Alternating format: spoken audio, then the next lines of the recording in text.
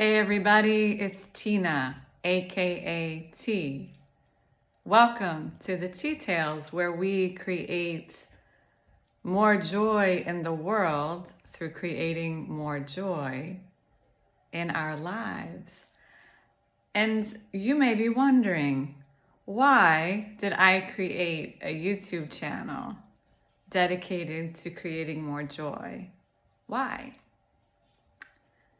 Because joy is the antidote to shame, self-doubt, self-criticism, and everything that holds us back. Why? Because the world needs more joy, and the world cannot afford us at half measure anymore. The world needs us to be fully walking in our light and our power. Why? Joy is our birthright. And as I relaunch the channel today, I am focusing on what blocks us from our birthright, what blocks us from experiencing joy. And I would love to hear your thoughts in the comments. And as we contemplate this question, what blocks us from our birthright? What blocks us from experiencing joy? As we contemplate this question together, I'd like to invite you to join me in an experiment. If you could put both of your hands over your heart. Gently close your eyes.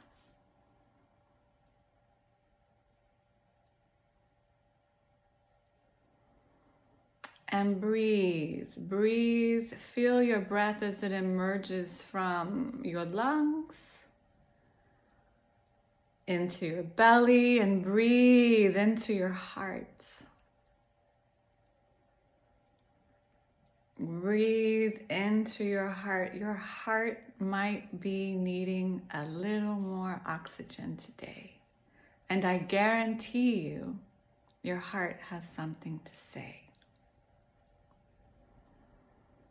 As we're breathing into our heart, I want to invite you to rest in some thoughts that connect with the spirit of joy.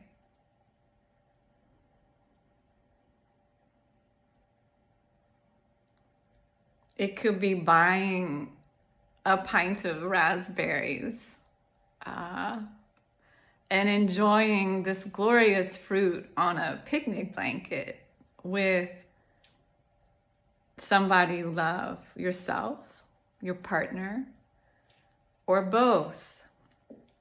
Can you tell I love raspberries?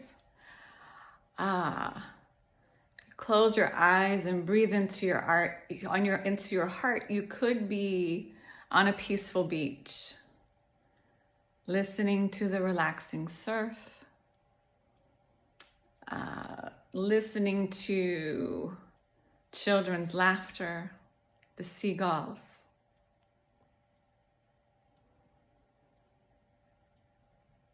Allowing the negative ions to revitalize you. As you breathe into your heart and mingle with these thoughts that are connecting with the spirit of joy, you might be swimming in a mountain lake, floating on your back, cloud gazing, listening to bird song. Pay attention to how your heart feels.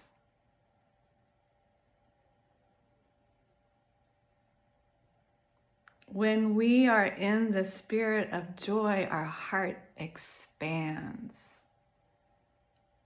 Our heart expands because our heart is doing what it was created to do. It was created to be in a state of joy, of love. Now, if we go back and place our attention on the heart, and we think of someone who hurt us, someone who didn't show up for us when we needed them, someone who broke our trust, someone who perhaps abused us emotionally, physically, sexually, all of the above. Pay attention to how your heart feels now. Did it shrink? I know mine did. It shrinks because our hearts are created to love. And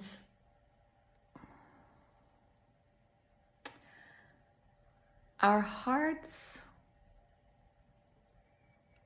are created for joy. Our hearts are not created for resentment. Our hearts are created for joy. And so when resentment wears grooves into us and takes up the space where joy belongs, why would we do that? Why would we allow resentment to take up the space where joy, our birthright, belongs? So there may be a part of us deep down in our subconscious that thinks we may deserve resentment. Resentment wears these grooves and actually causes physical pain. And there may be part of us in our subconscious that thinks we actually deserve the pain that resentment causes. Resentment can manifest itself in physical pain. Of course, we don't deserve this. We don't deserve the pain that resentment brings. But we might think, we may have been conditioned to believe that if we let go of the resentment, the person who hurt us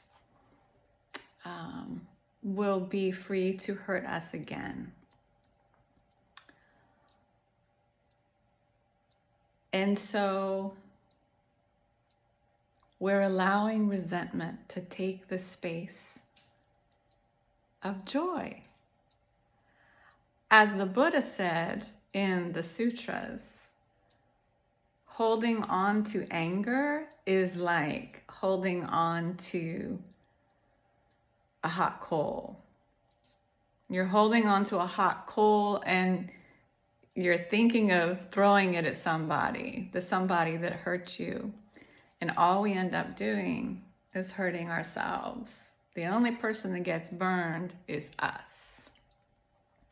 Saint Augustine referred to resentment as drinking poison and expecting the other person to die. So just like faith and fear cannot live in the same house, joy and resentment can't live in the same house either. Well, I guess they could, but again, why would we allow resentment to take up space where joy belongs?